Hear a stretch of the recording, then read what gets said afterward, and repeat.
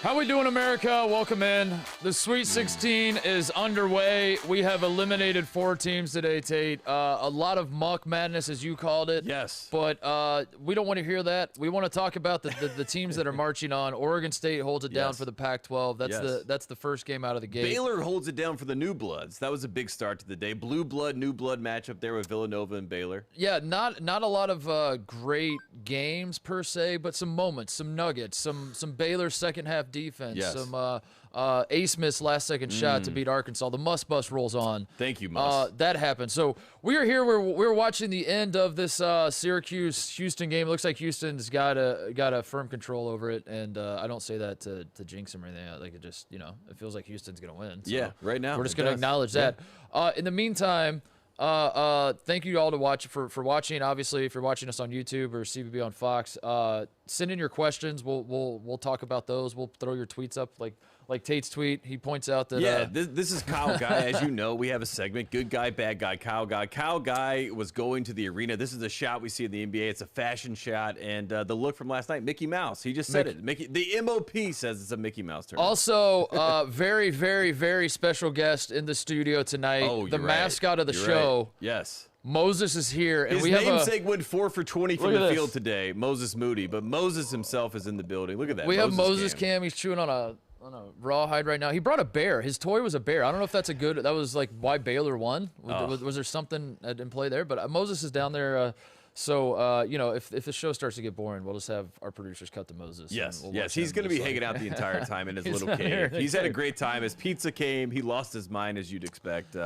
But we lost our mind because the first game of the day, sister meme, lady meme, whatever you want to call her. The woman team, that you say you're going to quit, you can't quit her. You just can't keep her name out of your mouth. And an Excellence in Journalism nomination, Dana Jacobson finds the Sister Jean of the Beavers, Bud Ossie, and brings Sister Jean of the Beavers. Yes, what yes. What a tackle. I mean, and he gets the win, right? They stop the magic of Sister Meme, and the Pac-12 moves on. Bud Ossie. Do you think he introduces Class people? of 1943, Bud Ossie. He introduces himself to people. He's like, I'm the Sister Jean of the Beavers. I think underneath his Wikipedia right now, Grandpa, Bud. calm Do it, down. Bud. That was great because Bud. Was there any other story to Bud other than like he was old? Like he was back home. I know he was watching the game back home. Yep. He loves the Beavers. He was. It seemed excited, like Dana at one point said, "How do we stop Sister Meme?" Yeah, Dana how do we was. figure this out? So you and Dana would get along. Yeah, this was like some investigative journalism that she did to find Bud, bring him in, and there was a great book, Bud Not Buddy. You know what I mean? And now this was the theme of the day, Bud Not Buddy, as we're watching right now. I love that there's like nothing else to his story per se. Like obviously he's an older guy and he's been following the Beavers his entire life, whatever. But you're waiting for like, did he pray for the team? Yes. And what was the hook? What did he? And the hook was he was a super fan. He loves the Beavers. And Wayne Tinkle with the nasty. He's pointing at the crowd. That's the dagger. Well, Giroux kind of won the game He today. He did. Yeah. He locked up Buddy. Yeah, he did. And Houston, we saw them this season. Obviously, they've been perennially ranked. They, have been close to being a tier 1 team. We've had our doubts, No, I'm gonna go down with this shit, man. Like I don't because I think Houston's playing well and they deserve to be in, but I'm not gonna. You're not gonna change. I'm not gonna course. I've said I felt like they were frauds all season. Yes. I'm not now that they're in the Elite Eight because they beat 3 double-digit seeds and now they have a 12 seed staying in their path to go to the Final Four. I'm not gonna turn around and patronize Houston fans and just be like, oh, okay, well now I believe in you because I still don't really think they're that great. But they played great defense tonight. They shut down Buddy Boeheim. They move on. Who cares? The ring. If you beat Oregon State in the Elite Eight, you get a Final Four ring. You cut down nets. The Nets don't say we beat 3-4 double-digit seeds. They don't say that Titus thought we were frauds. Also, like who cares? Who cares? Who cares what I have to say? It's a point for the New Bloods because Phi Slamma Jamma, as we know, they go to 3 straight Final Fours, and America expected them at some point to get over the hump. We all know about 1983. We know about the Cardiac Cats. So the idea that the Cougars now can go to the Elite Eight, make some history, bring back that 80s vision. But this is a new blood type team with Kelvin Sampson, so congratulations to the Cougars. I want to talk more Beavers. Tinkle. I want to talk about Tinkle and the Beavers. Back to Bud. So Bud, I kept waiting for the story of like he's a Ken Palm guy and he makes sure to give the stats to the team before the game or like there was some sort of hook. There was no hook. I mean, like, I don't know if Dana was like, we asked him if he prayed. He Dana's said, like, we need something else. Like, how do we? I would have loved out? if we asked Bud if he prays for the team too, and he said God is dead, and you're like, whoa, yeah, life sucks, then you die, Bud. Yeah, like he's polar opposite, Sister Jean. I needed more, Dana. I needed more. I appreciated the effort. I appreciate that we got to meet Bud. Ethan Thompson, the real star, for Oregon State. Again, we're not going to get lost in the memes, but Wayne Tinkle, an amazing story. The fact that he's got this team rolling, and as you mentioned to me as we're watching this game, Jules Bernard misses a free throw. Or makes a free throw. It's one of two in the first Pac-12 round tournament, the first round of the Pac-12 tournament, and that's how we get to this point in time. He hits them both. Yeah, UCLA beats Oregon State in the first round. And I also pointed it out to you that I learned that Oregon fans actually don't mind Oregon State today. There was a lot of Oregon fans that were pulling for Oregon State. I love to see some conference pride. The Pac-12 is rising right now. I feel it. I think it's easy for Oregon fans to pull for them because they're still alive. I think if Oregon loses tomorrow, then they're not cheering for Oregon State. Look at that, elite. Yeah. Yeah. Well, this is hilarious to me too. The doubters. Message to the doubters. How many Oregon State fans were? This team lost at home to Portland. Yes. They lost at home to Portland, who fired Terry Porter this year, who did not win a single conference game. Mm-hmm. Oregon State lost at home to Portland. They are now in the Elite Eight. And how do they do it? That keeps we keep asking, how are they doing this? They're doing it with defense. Funny enough, the 2-3 zone that Oregon State's throwing out there is working. We're not seeing it work for Syracuse tonight. Although it's kind of prides itself on the zone. I mean, I guess so. This has been a muck of a game. It's been a muck of a game. Their offense has been a disaster. Houston's This is the worst capper of the day, I would say. Today was let's just be honest about it. It was a very barren day as far as, shocking moments, big moments. I mean, Oregon State was shocking in the sense that I think America had bought into the idea of Loyola going on a run, Cameron Krutwig being that guy. That was the one big takeaway I had, that we have to kind of say bid our farewell to Cameron Krutwig and appreciate what he did, but it's over. Just Sister Cameron Meme, Krutwig? It's over. You're saying goodbye to Sister Meme. Yes. You're saying goodbye to Krutwig. Are we saying goodbye to Porter Moser? I think a lot of people, like the Seth Davises of the world, have already decided that Porter Moser is the coach at Indiana. I'm not saying that's the case. I don't love that. But look, until next time. I don't like if Indiana fires Archie Miller, a man who I love CBB on Fox trolling me with the goat emoji next to Sister Meme. This is good. If Indiana fires Archie Miller and for 4 years, if Indiana fans watch 4 years of Archie Miller ball, and then you hire a guy from a mid-major who is basically famous for one run. Not to say that Porter Moser is a bad coach. I don't think he's bad, whatever. But I'm just saying that is not going to be well received. You hire Porter Moser in the first game out. The Hoosiers are winning like 61-54. Yeah, you don't pay $10 million and you're to like, hire Porter Moser. Every Indiana fan on earth is like, what the hell just happened? Like, how did we end up with Archie 2.0? So anyway, the Loyola, it was interesting to see Loyola wearing white jerseys in a pivotal game in the NCAA tournament.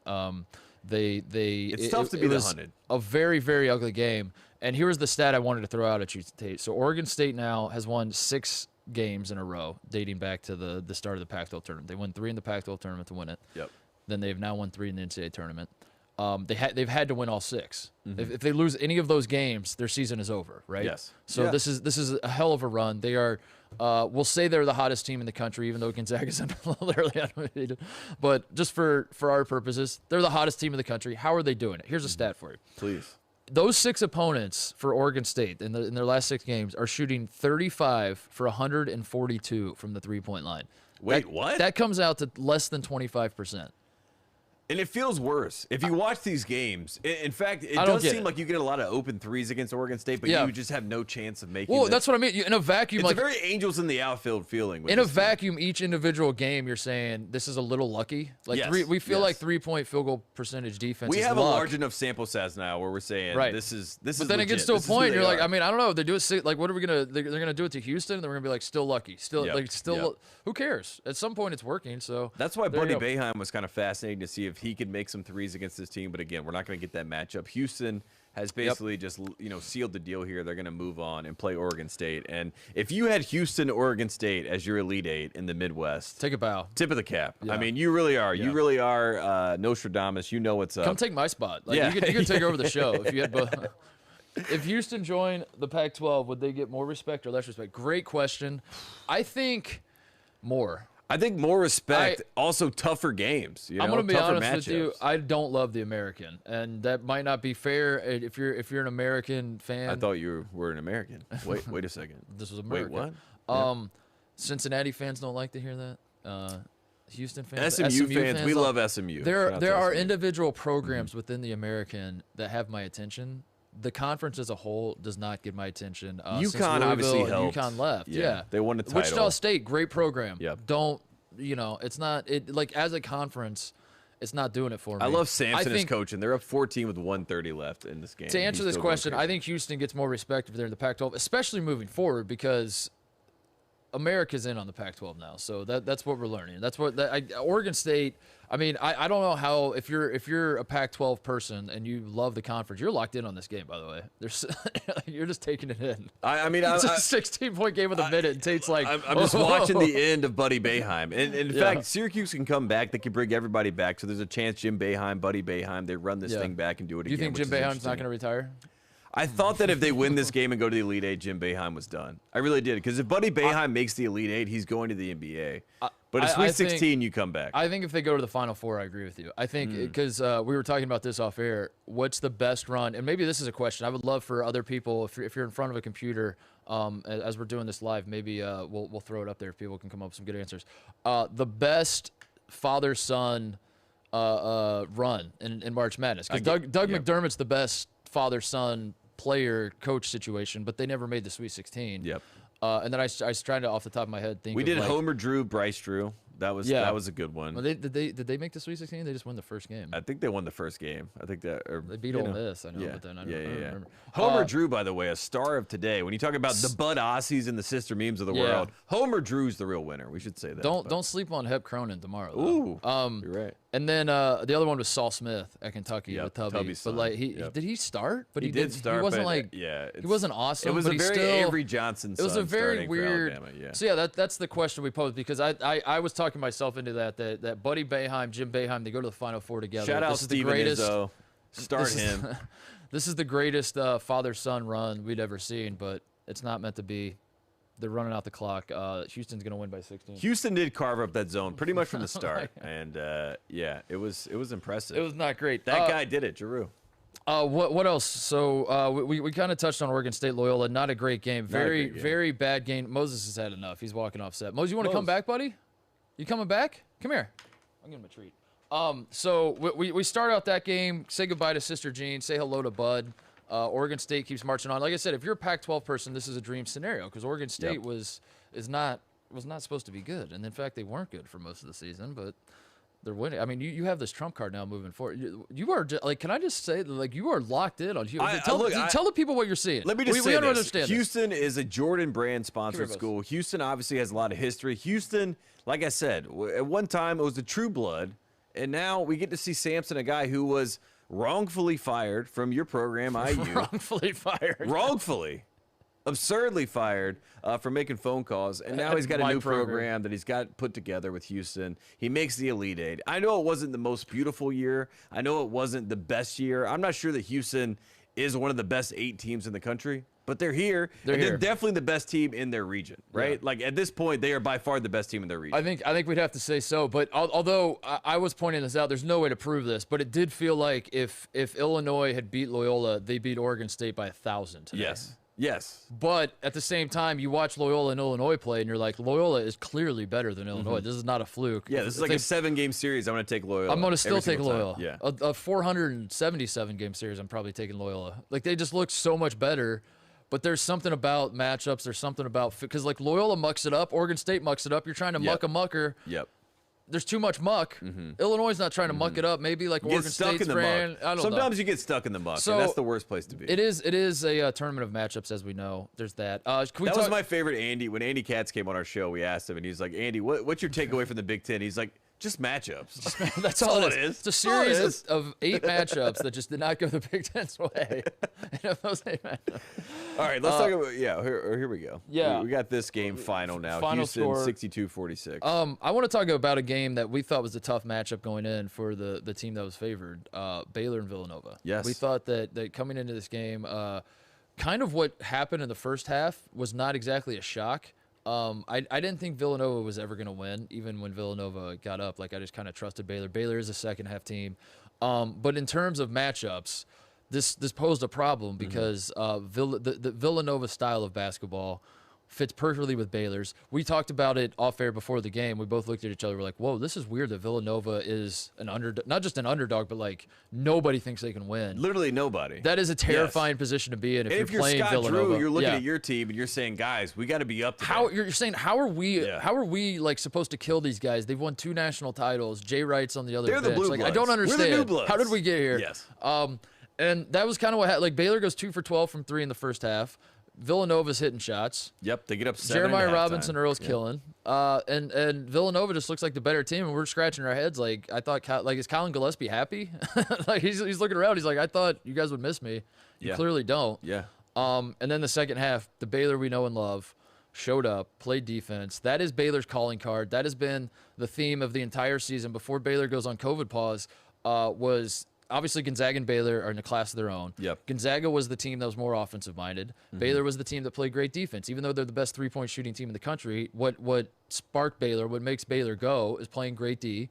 And then, they can also score the ball. But, like, they are a defensive-minded team. Gonzaga was the offensive-minded team. Somewhere along the way, Baylor shifted, like, kind of stopped playing defense quite as well, and just started saying, we're just going to wet threes all over everybody because that's what we do, and we're better shooters than everybody. And then Villanova kind of checked them. They're like, we're going to guard you. You're not going to hit. You're going to go 2 for 12. Figure it out. And then they're like, all right, let's go back to what we did from the start. Play great defense. Yeah, in the second half, the first half, Justin Moore for Villanova is just going and doing whatever he wants, getting any shot he wants. In the second half, Davion Mitchell looked and locked down. I think the play of the game was the second strip he had on Justin Moore, and it kind of set the tone, like you said, for this Baylor defense. We are who we are. They win the second half by 19 points after being, of course, down 7 at the half. In general, I was impressed with Jay Wright. I thought he did a great job in this game getting his guys prepared. You can only imagine what this team looks like with a Colin Gillespie. Villanova, if anything I took away, I am impressed with what they did with what they had. And Jay Wright is the best college basketball coach in the country, right? Wow. That is my and I look at that program as a North Carolina guy, as a blue blood myself. 11-point loss in the Sweet 16. He's the best coach in the country. Yeah. All right. I'm just telling you, Baylor is the best team. Baylor is the best team. But I would just say, as I'm watching Jay Wright coach today, I'm saying, if you're any program in the country, you're like, I wish that was our guy. That's all I'm saying. All right. That's all I'm saying. All right. Jay Wright, great day. Shout out to Scott Drew, though. Good coach. Another interesting set ahead for you. Baylor at one point to start the second half had 24 straight points in the paint. That was obviously a point of emphasis at halftime. Let's get the ball into the paint. It looked like they active kicked on it. defense, active Dude, hands. Davion Mitchell just like, I don't understand how he had 2 steals. They were showing the graphic up here that he finished the game with 2 steals. I felt like he had 1,000. He had at least 7 Scott steals. Drew agrees with me. Hall of Fame coach, heck of a team, heck of a program.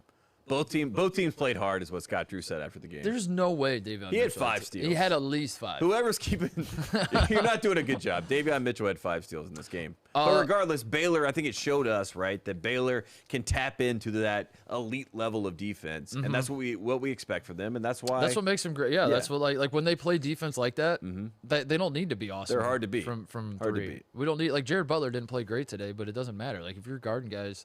Their offense just has to be good enough. And Mitchell was the leading scorer, right, with 14. Was he really? Yeah, I think so. Wow. Yeah. All right, let's talk about Oral Roberts because this kind of became the story of the day. This is the best game of the day. Smith has the shot at the buzzer to win it. It misses. But we love Muss. We're on the Muss bus. He's been on the show a handful of times. Yep. What's not to love? He's a meme machine. But even in light of that, and congratulations to Arkansas, maybe we'll talk about that in the fallout. But to me, like, the story of this game, the story of this tournament in a lot of ways, has been Oral Roberts' run. Would you agree or disagree with that? Yeah. And in fact, today, like, that, even though they lost, like, that was kind of the takeaway. America is captivated by the Tate. Cinderella. Max Abmas became a version of Steph Curry, Jimmer Fredette, whichever guy you want to pick. He was insane. He's unbelievable. He hit that step back in the first half. And America, myself included, you saw the writing on the wall. They get up 15-7, and a timeout happens, and they run back to the huddle. And Paul Mills is going crazy. Already got teed up in the game, and it did feel like the momentum is all Oral Roberts. We were already shocked by Oregon State winning, at least I was. So it just felt like one of those days. This side of the bracket has been strange. That's why Moses is here, because we need an emotional support dog to right. just, like, help us through the right side of the bracket. Because it makes no sense. Like, you would think right side, right Strong logic. side. You know what I mean? Makes sense. Yeah. And Oral Roberts has been insane. So in this game, it's compounding at a certain level. You look at Moses Moody, my Kimba candidate in this tournament. Wasn't great today. No, wasn't great. 4 for 20 from the field, as I said earlier. And he looked like he was trying to force it, like trying to be the guy. On the flip side, Jalen Tate and Devontae Davis, those were the guards for Arkansas, and it did show you that they have the depth in the backcourt to be able to contend and compete. Justice Smith, probably the worst game he's had in the tournament so far for Arkansas. But like I said, Oral Roberts, this whole game, it felt like their game to win, and Arkansas was able to hold on. And the race to 69, RIP. Oral Roberts trying to kill it every single time. I know. The only team that's been able to avoid When it. did they do that? Ohio State, game 1? Yeah. It failed? Ohio State, failed of course. tonight? Yeah. On both sides of the coin, they won when they lost, and they lost. Well, so this is the question. So Oral Roberts gets the second 15 seed we've ever seen in the Sweet 16. The first time it happened, Florida Gulf Coast they weren't blown out, but they were beat rather, handily. Yeah, whatever. I think it was like 10, something like that, if I remember right. Yeah. But Florida, they played Florida. Florida kind of just beat them the way teams beat teams. Nothing crazy either way. But tonight, obviously, Oral Roberts showed that they belong, quote unquote. Like, this was at no point of this run was it a fluke. So the question becomes, does this overshadow the humiliating, embarrassing loss that Florida suffered at the hands of Oral Roberts? Yes. You think so? Yeah, I think so. I think so. Florida fans are off the hook. I think Florida fans, Ohio State fans, yes. I think they're all off the hook. And in general, why would we be on the hook? In general, they beat Florida, dude. Oral Roberts beat Florida. Arkansas, I'm flipping to the other side. Arkansas, the other side, they are becoming the cardiac backs. I mean, they are barely squeaking by. Colgate was a tough start to that game. We've seen this. This is what Muss does. This dude called me. Remember when he scoffed at Oral Roberts? Banana guard. No, that never happened. Thank you, guard B7. That never happened. Muss is a sandbagging son of a bitch. We know this about him. We know this back to the Nevada days that he would do this every game. Yeah. He would get down 20, it felt like, and then come roaring back. He loved being down 8. That was his favorite number. He's like, I look up, I know I'm down 8, we're going to kick it into gear. That's what they did today. They got down 12 in the second half. Shout out to A. Smith, though. Cannot say enough awesome things about that guy. Yeah. Arkansas, very clearly, to start the game, they're trying to deny him. They don't want him to get the ball. If he gives it up, I'm guessing Musselman told his guys, if he gives it up, don't let him get it back. Yeah. And they're denying him, and they're not playing help defense off of him. He's still hitting threes on people. And then in the second half, the fix is, all right, so that wasn't working quite as well. When he has the ball and he crosses half court, let's throw another guy at him, trap him, get the ball out of his hands. And he still would throw it and then immediately just back cut and get the ball back, or he kept finding ways with defense that most guys in his position just kind of shut down, or they keep spraying. And there was a stretch there where he needed his teammates to step up. They didn't necessarily. And they had wide open threes that they were missing, and some of those fall. You have to make shots at this level, Tate. I don't care how good of a Cinderella you are. I don't care whether the other team's making shots or not. To win at this level, at this stage, you have to make shots. And Oral Roberts wasn't making shots. So. This is a great question from Mitch Hausfeld. He said, who had a better run, Carson Edwards or Max Abmas? I'm going to have to say Carson Edwards. I still think Carson Edwards, yeah. Even though Abmas had a great run, I think if you win this game, if he hits that shot, we're having a different conversation. Yeah, we're having And in the same way, Carson Edwards, that was an Elite 8 game that Diakite hits that shot on them. He did everything humanly possible in that game for Purdue to win. Not to say Abmas didn't, but he did That's have a great the look question, at the end of the game. My gut says Carson right out of the gate. Of course it's Carson, but you start thinking about it more, and it's I don't know, man. The thing I would say, Abmas came more out of nowhere. O'Banner helped Abmas. Yes. Whereas Carson, it felt like he was doing, and especially that Virginia game was the dumbest thing. We watched that together. Dude, we were at falling out of our Rocco's in chairs. Culver City, yes. watching that game, and people thought we were Virginia fans because we were. Obviously, we had a lot of invested interest, but also Carson Edwards warmed our hearts so much that day that we're basically pulling for everybody. This was before I was a Purdue booster, so I was. That is true. Yeah, before we knew the day of giving. If I remember right, there was 1,000 Purdue fans in Rock. Suddenly there's a place that start clapping, and then Virginia hit shots. We're and we're looking around is this a Purdue bar? But also we're like,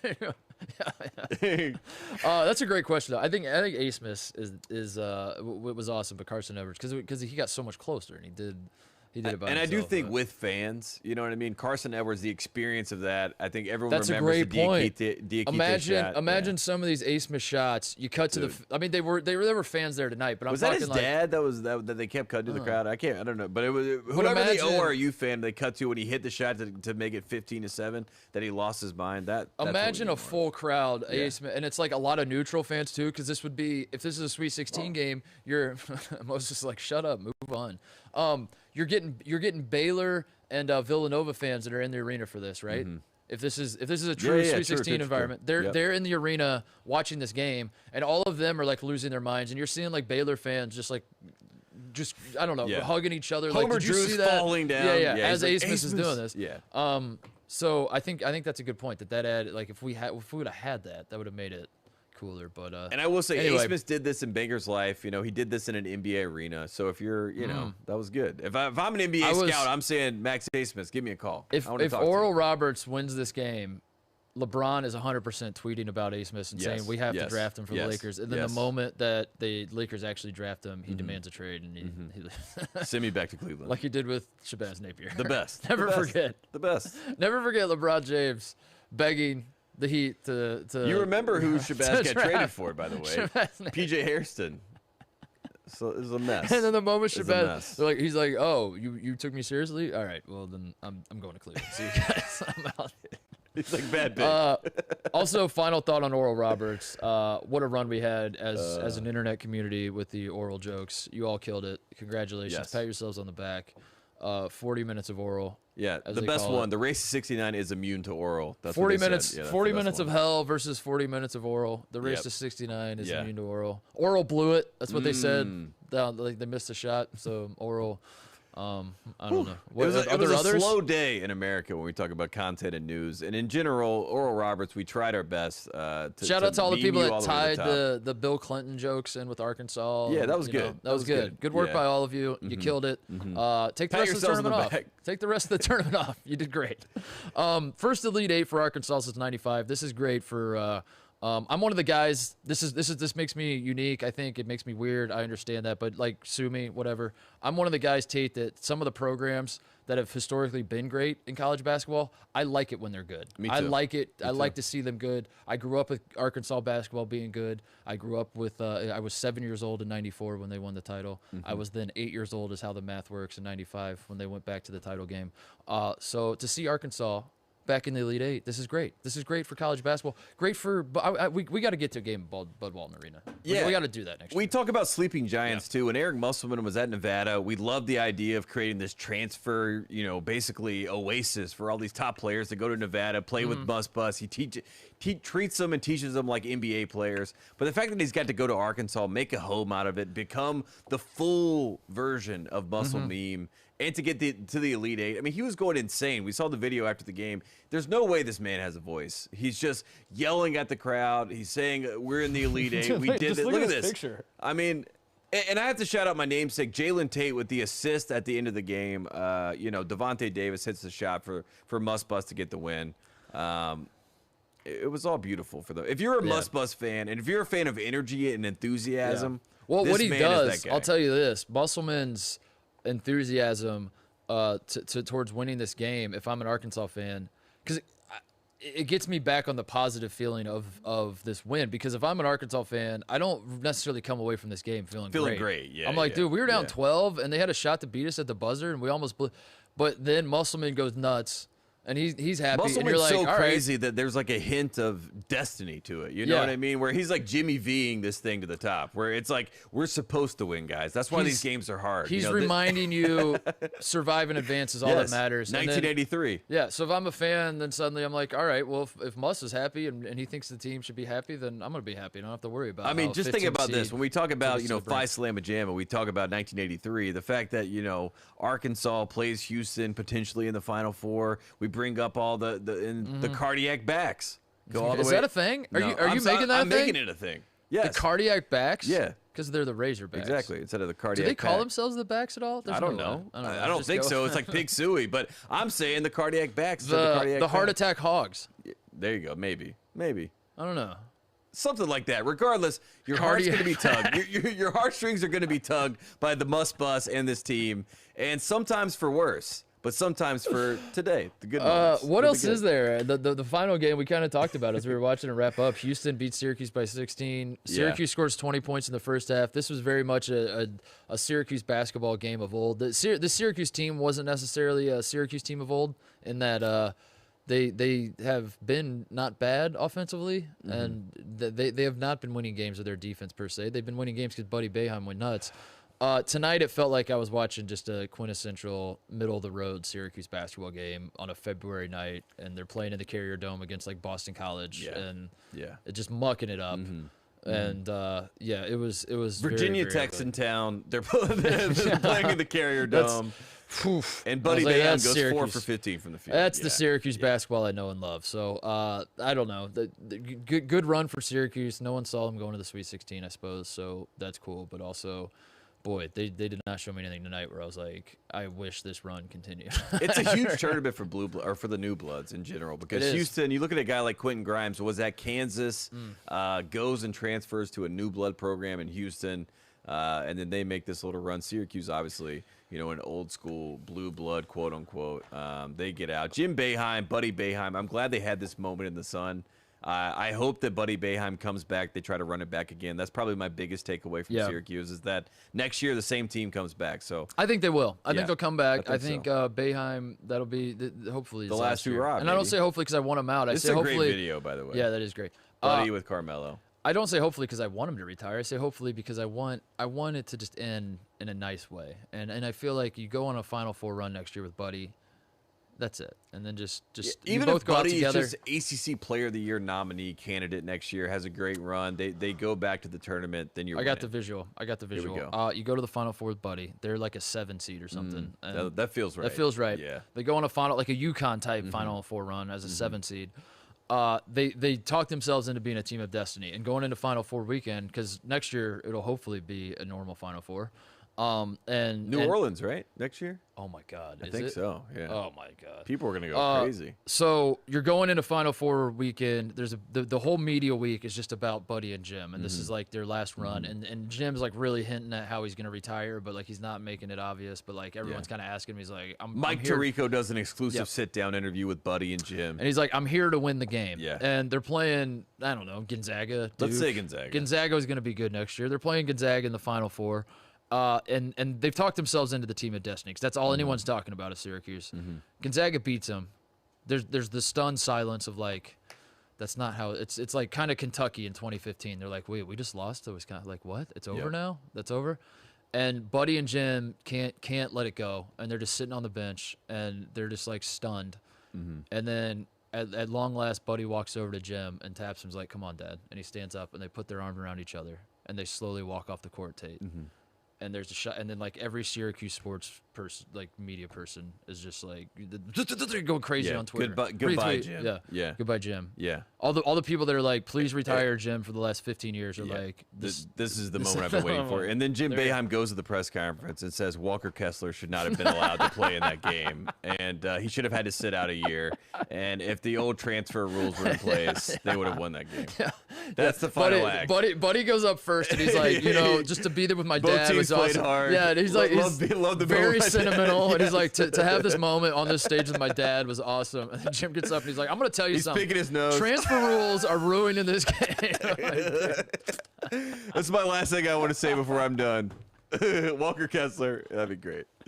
Oh man, so what a vision! I like that. I went for right? the full ride. It worked. Yeah, you could picture that whole thing. I'm in. So at the end of the day, the dust settles. Tate, we get Baylor. We get Baylor versus Arkansas. We get Oregon State versus Houston. I guess the question becomes: are you okay with this? There's a lot of chatter every year as upsets happen. Are you someone who likes upsets, or are you one of the people that you look up at on a day like today and you're like, holy hell? we got Loyola and Oregon State to kick off the day. Like, that's not a game that's going to move the needle. For yeah, people. I think get rid of the Midwest. I think that's Just where we get rid of are. You know, as we look at the bracket, Illinois obviously gets knocked out. That kind of ruins things. Cade Cunningham and Oklahoma State, as we remember, they were supposed to make some noise. Oregon State gets rid of them. West Virginia was a sleeper, dark horse type team. Obviously had some great moments this year. Only lost to Gonzaga, undefeated team by 5 points. Remember, they're knocked out. Rutgers at one point, dude, had Houston. Had him knocked out, and again figured it out. Cleveland State was Moses' team that he saw. He did see a 15 seed making a run. The Midwest is shocking, but I will say this: look, Houston's had a great season. Houston's been a top team all year long. I do not want to dismiss the Cougars. So no, you have distanced yourself from my hatred. I don't even really hate Houston. No, you have no hatred. You have fraud. You just want to point them out as a fraud. I just don't think. Yeah, I don't think they look, are. I'm Jordan Brand, so I got to support the brand. So look. I'm okay with that. Oregon State, I love the idea of Wayne Tinkle just having this great run, you know what I mean? And you talked about, like, Oregon State's been here, you know? 1982, the last time they were in the Elite Eight. Asterisk. Yeah. Oh, that's right. Sorry, NCAA. I 1966, you mean? Yeah, that's right. But in general, I think, you know, Oregon State's a fun story. We are a Pac-12 podcast, so I'm not upset about it. Even though I said nuke the Midwest, I'm not too upset. Well, the South is fun, though. I mean, the Arkansas, South will be a Baylor's fun game. I think, I think what's interesting, Tate, is the people that cheer for the upsets, those of us who don't like upsets, quote unquote, it's not that we don't like them. Yes. It's that you do look up. We have to keep watching the games. I know that you have tuned out. We want storylines. Yes. We want, and you're exactly right. The people that cheer for the upsets seem to watch the first weekend. Mm-hmm. They're like, wow, great first weekend. They're UMBC Twitter guy. Yes. And then a couple days we take off, and then the Sweet 16 games come around. Those people are done. They've checked out. They're like, they think the tournament's over. Their bracket's busted. They're like, all right, I'm done watching the tournament. And then those of us who love college basketball are stuck scratching our head like, damn, it would be so cool to watch Illinois, Oklahoma State. I'm sorry. No disrespect to Oregon State or Loyola. You both deserve to be there. But I wanted to watch Illinois, Oklahoma State. And that's why we say Mickey Mouse. That's the whole point. If you want to understand where it came from. But it all, to bring it full circle, I think it all ended up okay. I'm fine with this. I like Oregon State. I'm fine with Baylor or Arkansas. That's a great game. Houston, Oregon State. Like I don't love Houston as a basketball. They've earned the right. They play great defense tonight. We saw it. Like Quentin Grimes played well. Jarreau was locking up Buddy. Like I can't deny it. Sasser's my favorite player on Houston. By the way, can't deny it. I'm a big Sasser fan. So Houston fans. I'm on your side. We got a question from Not Even-ish. Can the Pac-12 teams keep it up when they haven't breathed Pac-12 air in 2 weeks? Question. Man, that is. We're out here in LA. Someone's thinking ahead. Do we ship air? We should. Should we bring air when we fly out there? I guess probably not in these times, but I mean, we're just giving mouth to mouth. To Evan, lay down. Air? Anyone got any change? Yeah, I like the idea of the Pac-12 needing West Coast Pacific Ocean air. Yeah. But I'm sorry, I don't think we can bring that. Well, I don't think we can. I tweeted this morning. I said I woke up and it's nice to have Pac-12 air circulating through my lungs because I live in LA, right? Liked by Coach Lavin. He's like, Lavin's like, that's what I. The people pointed out is Pac-12 air just normal air with a tinge of weed? And I'm like, yeah, I think so. I mean, CBD, whatever it is. Ethan Thompson, a Kimba candidate. I don't know. I don't think so. I think he's just a good player on a good team. Good player on a team. That's whatever. Who cares? We could say yes. Look, if you want him to be that Professor Stump, just call him. Why not? It's open-ended Listen, enough. Professor Stump, if you need a reason to watch Houston, Oregon State, and that's your reason, go for it. Professor Stump, please ask more questions. That's my last thing. More questions. All right. Last thing. Preview tomorrow. What are you looking forward to? What has your attention? What is the we've been playing this game. What is the thing that will devastate you the most, or like the thing you're like, I'm pretty sure this is gonna happen. So if the opposite happens, you're like, wow, I know nothing. I will say, I mean, I don't want to say it, but if Creighton beats Gonzaga tomorrow, that's devastating for our credibility. It's not even I mean, yes, of course it is, but it's devastating to the tournament. You know what I mean? And it's also it's the final nail in the coffin because I think all the blue bloods are getting together. They're having a conversation. Like Duke got there first. They're like, Mickey Mouse, what I mean? They're talking. And then, then we got Kentucky. They come over. Carolina's over there. Kansas is over there. Villanova's now over. Now you got 5 powerhouses that are all saying Mickey Mouse. Mickey Mouse. You know what I mean? Then they're all having this UCLA conversation. still alive. UCLA tomorrow. We'll see what happens. Yeah. If it's all 6, that's like literally Thanos. Like get Sister Meme's head and all those teams on the ring, and it's over. And if Gonzaga comes and joins them as the face of the New Bloods, like if the Blue Bloods and the New Bloods are out, I don't know what happens. The Blue Bloods and New Bloods are out, and all that's left is Oregon State. Yeah, and I don't know what we do with that. And it's not to say anything about Creighton because I would be really impressed. Besides that, though. What about the curse though? Because we had Kispert on and we had Zagorowski, so I think we're good. We're covered there. Yeah. And honestly, let's be honest. Like Zagorowski was last, so I think he's most. He's cursed. the curse. He's the most recent curse. That's how it works. Gonzaga, it's like the movie It Follows. Like it's following Zagorowski now. We apologize. We did not mean to do this. I'm picturing a meme for you. The bar, the England bar where they score the goal and everything. Yes. And it's all Gonzaga fans, and they're watching our show, and then Zagorowski pops up as an interview, and they're like, "Yeah, Kispert got him. They got him." USC Oregon's the most fascinating game to me. I think Michigan Florida State sounds the best, but won't be the best. And I think agree. UCLA Bama is going to be a lot of fun. I think that's going to be fun, but Bama's going to win. Yep. Michigan Florida State is like, when I look at the matchups, the one that jumps out is Michigan That's Florida what State. I want to Storyline wise, Yeah. like the best team in the Big Ten, best team in the ACC. Juwan Howard versus Leonard Hamilton. But I feel like it's going to be a dud of a game. That's not to say I don't really know who's going to win. I just feel like Can I ask you this? It's going to be a letdown because I'm actually excited for it. This is a good question, I think. I'm going to act like Professor Stump gave it to me. So Stump asked me in my headphones, who's a better in-game coach, Juwan Howard or Leonard Hamilton? Why would you do that to me? What are you doing, dude? What are you doing? You're evil. I mean, what are you doing, dude? I don't know. I mean, coach of the year. I think Juwan Howard has to be the answer. I think right. the way he let his team play at the end of the game when he had timeouts against Ohio State, and he let Mike Smith. All I can think about is the the 8th graders from Michigan right now that are so upset about that question. But in general, these two coaches are obviously, this is a high-profile, high-powered matchup between these two. And in general, I think Michigan has a big chip on their shoulder. I mean, they are the only team carrying the flag for the Big Ten. They think that they're the best team in the Big Ten. They obviously don't have livers, but I like Hunter Dickinson. I like Michigan in this game, to be honest with you. I think Michigan's going to win. I think when Michigan loses in this tournament, it's going to look ugly, and they're going to get run off the floor. And I don't know when. I don't know when that's going to happen. Yeah. You know what I mean? Mm-hmm. Like that's kind of what happened in 2018. It ended up being the national title game, and then Villanova smoked them. But that's not a diss on Michigan at all. But like I just picture the wheels falling off for Michigan. Yeah. It's just I don't know if I picture against Florida State. I don't know if I picture against UCLA or Alabama. Maybe I kind of picture it against. I kind of picture Florida State's wheels. Yeah, I agree. First. Mitch is saying this is game of the tourney potential. I agree, and that's what makes me think there's no chance it's going to be. It's like anytime you're like, circle that one. That one's going to be awesome. The same with USC Oregon. I think that's the one that like I'm looking at that like, dude, that's a great game. That's a great basketball But game. at the end of the day, you and I have watched USC play Oregon in the regular season. And it was not a good game. It was not. Yeah, so who knows? Who knows in this Mickey Mouse tournament what it looks like. But I do think it'll be a fun game. Pick one. What's the game of the day? Game of the day, I'm going to go Pac-12. I'm going to go Oregon, USC. I'm going to say it's going to be a surprise, and it's going to be UCLA, Alabama. I think that's going to be the best game. It. I like it. I'm not as I'm doing the preview. That's not the one that sticks out to me. But that's my if I'm betting. You know what I mean? If you're betting at home, I'm going to put money on UCLA. Creighton first Alabama. half. If you're betting at home, Creighton first half. Like 7-point halftime lead. Yeah. Creighton first half. There you go. Those are all predictions that in 12 hours. Don't watch this. Don't look at this. Is that it? Thanks to everybody watching. Thanks to everybody listening. You got a party shot. Where's Moses? Moses, can you speak? Oh, he's right here. He's down here. Moses. He's knocked out. He's literally down. I guess that's it. Shout out to the Must Bus. I need more Tate making Mickey Mouse impressions. See you guys. See you tomorrow. Week. We'll be back tomorrow night. Thanks, Brent.